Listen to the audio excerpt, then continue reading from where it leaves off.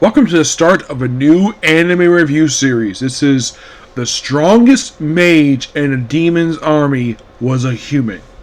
Yes, I'm finally doing this one. Yep, about time too. I was hoping to do this during my last break from a Tokusatsu series, but last break was a bit longer than I thought it was going to be because I am doing like one anime, Nelsphere Chronicles, which I enjoyed that one. I'm still reviewing to this day right now. So now basically doing this one. This was originally planned to be part of the previous break, but I didn't want to spend too long on the break per se. I think the limit I usually like to do is like 2 or 3 weeks and then go back to the anime. Right now it's only been about a week, and now basically I'm finally getting a chance to make some progress. So we're here discussing the very first 2 episodes of the series. Now I should point out though there is no dub. I haven't heard about a dub anyways. If there is, I probably would have watched it, but there's no announcement for dub yet. Only one series I've watched since I've done a review for it. They've had a dub release for it, and that's been The Vaccinations of a Shredded Vampire Princess. That had a dub released after I finished reviewing it. Which, I'm happy that series got a dub, and the fact that Brittany Kowalski basically voiced the lead character, which I'm sure she's probably did a great job. I haven't listened to the dub for that one yet. So this one basically, now, the main character of the series, his name is Ike. He is a human posing as a demon. And there's a few other characters in this series. Not many, thank God. So we have attacked this town known as Althor, I think it is, basically with a group of demons. Actually more like orcs we use as a battering ram. And he somehow gets into the enemy commander's office, defeats him, but doesn't kill him. Nope. There is a reason for this. Well, we'll get to that in a minute. So he basically tells the soldiers, heal the humans, and then he is just, well, while he's taking a break, or still in the room, like he takes his mask off. This to show he is in fact human. And then he comes across a human girl underneath his desk. And so she's like very frightened, and obviously, and then she accidentally hits her head on the desk. She has to get from bed, and then he is summoned to his beautiful commander. And I'm like, damn! Oh my gosh, you hot babe, you! Oh yes, definitely. Oh my gosh. Her name is Karifo. This beautiful woman. And at this point, she is currently one of 2 people in the whole series, aside from his adopted grandfather who died prior to the events of the series, which apparently he adopted him on a whim. Yes, as for why he did this for, well, they say a whim, but who knows. So she is one of 2 people who knows that he's the only one, she's the only demon army who knows that he is in fact a human. So he battles basically look like a golem, which he easily defeats. And then also she's very seductive toward him, despite the fact that technically she's supposed to be looking after him. And there's no denying the fact this woman is a beautiful woman. I would not be surprised if the series is dubbed. And here's the thing, I would not be surprised, given how beautiful this woman is, that given the type of character she is, I would not be surprised if Stephanie Young herself be voicing this character if the series is English dub. Colleen, I don't think she would do a character like this, per se. She's not known for voicing characters as being very seductive. I'd say probably Stephanie Young. I'd say the lead character, given how he is, I'd say it's probably going to be... Oh, he's not loud, so I don't think Dallas 3 would do it. And I would probably say, if I point to a couple people who do it, it would be Todd Heppercorn. Derek Snow can easily do it. Justin Brenner can easily do it too. Trying to think, who else could do it? I would say Alejandro Saab. He could do it as well. Sadly, I could easily see this character being voiced by possibly Lucy Christian. Yeah, their name is Sadie a little later. So basically, he's summoned for the Demon Lord. Of course, he has his imagination thing is this big hulking guy who's very cold and calculating. But I mentioned the new one's basically very. He also has like a boar assistant that works with him named Alistair. So then, of course, he's charming. Oh yeah, you're Rosanna's grandson. Oh, you know my grandfather? By reputation. Then he's brought in, and of course, basically, he does mention Kefka can float. He's like, I wish I could try to fly a little better. All I can do is jump high. So of course, he's told to wait, and then he's asked to come in after thinking about it, and then we see the Demon Lord, and it's a girl, a very beautiful woman. Not as beautiful as Califa, but she's probably the hottest woman in the whole series. Oh, you know the person who also can voice besides Stephanie Young? Christina V. She'd be perfect for this character. I wouldn't be surprised if Crunchyroll either picks Stephanie Young or what was her name? I forgot her name. Christina V. Sadly, I can easily see her voiced by Lucy Christian or maybe Brittany Kowalski. It's possible, but we'll find out whenever they dub it. Do I think Sarah Wynn might voice her? I don't think so. She's usually a very hyper character. She likes the voicing, or at least only very cute. I would say maybe another character. We'll talk about her in a minute. So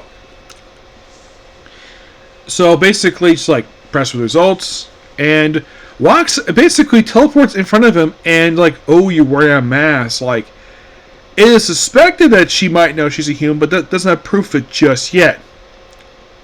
So basically, she's given, and then she leaves after this conversation, lasts a few minutes, and given an award, Ruler of Avas. So as soon as he gets there, he tells like what's the plan. He rebuild the walls for rebuild the walls.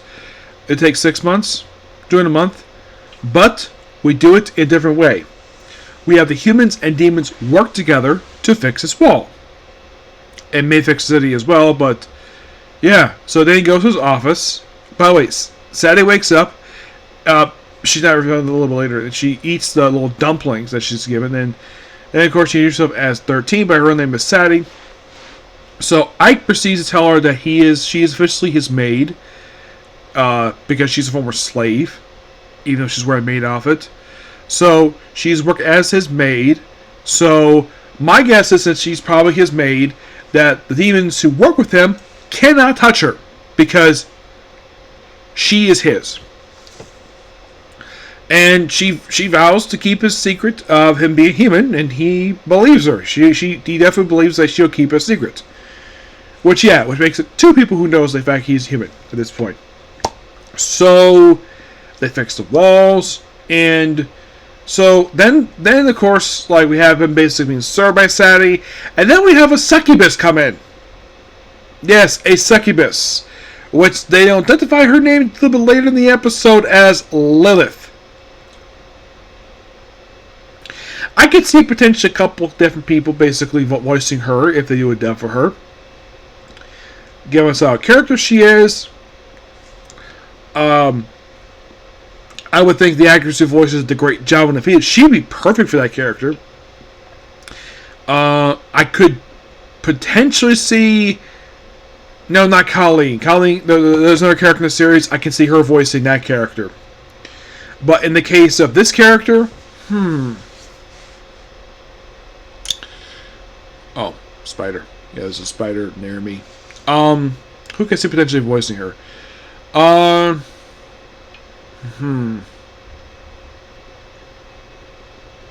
Wonderhoff might be interesting for this one. Yeah, this one might be interesting for her. So, she, of course, she sees Sadie as a rival. Of course, she calls her ugly. So I think she's actually very beautiful. They're both beautiful. And, of course, Ike's like, whatever. And then, of course, he proceeds later on to take Sadie with him to a town called I think it's called Rosenberg. I think it's Rosenham. I think it's called. So while he's there, there's a female knight.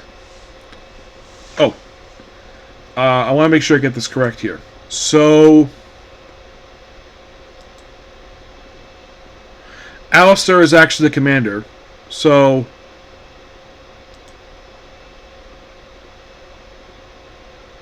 what is it? Where is he here?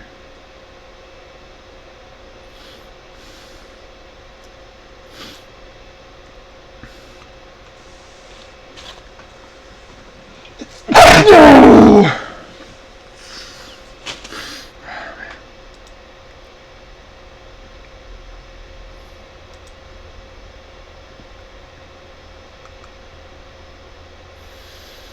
Oh, the boar's name is Joran. That's his name, Joran.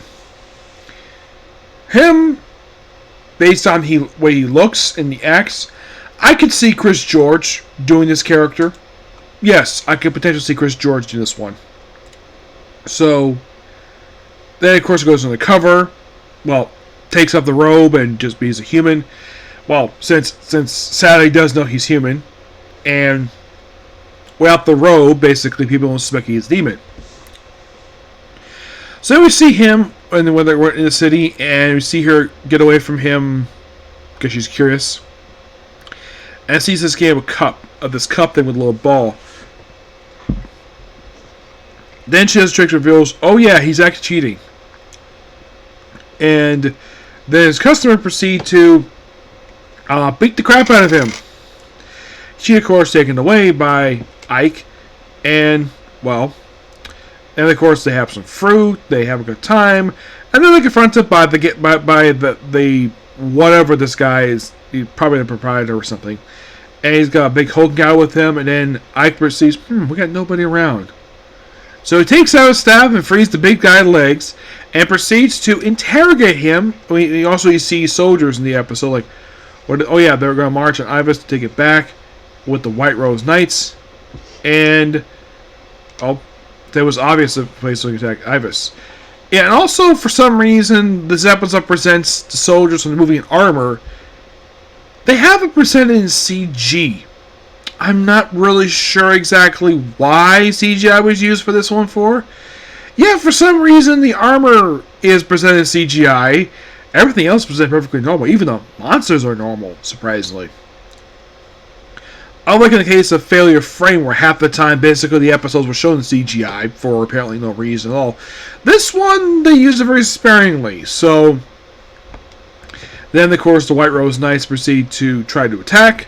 But I got basically info about it, so he fend the attack up pretty easily by using skeletons, and then of course, the White Rose Knights are in retreat, and then he's shot in the back with an arrow.